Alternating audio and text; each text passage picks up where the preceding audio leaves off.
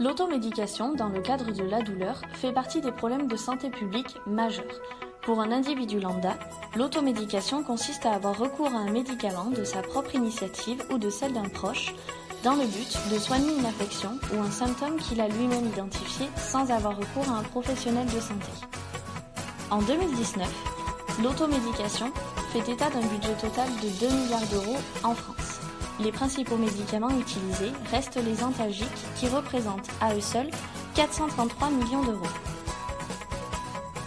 Le paracétamol est le chef de file des médicaments utilisés en automédication. Il est suivi de près par l'ibuprofène et la codéine en association.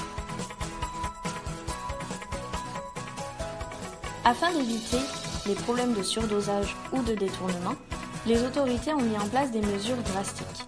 Les antalgiques de type Doliprane et codéine ne sont plus en vente libre et des messages d'alerte sont présents sur les boîtes.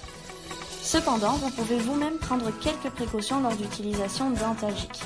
Ne pas associer un antalgique avec l'alcool, ne pas augmenter les doses si vous n'êtes pas soulagé, ne pas associer plusieurs médicaments sans être informé et ne pas donner à un enfant sans connaître les risques.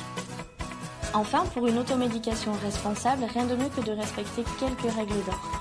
Lire la notice, respecter les conditions de prise, demander conseil au pharmacien, éviter les associations de plusieurs médicaments, être vigilant vis-à-vis de votre état de santé et si les symptômes persistent, consultez votre médecin. Pour votre santé et celle des autres, soyez prudent avec l'utilisation des antalgiques. Ce sont des médicaments, pas des remèdes miracles. Comme tous, ils présentent des effets secondaires auxquels il faut prêter attention avant l'utilisation.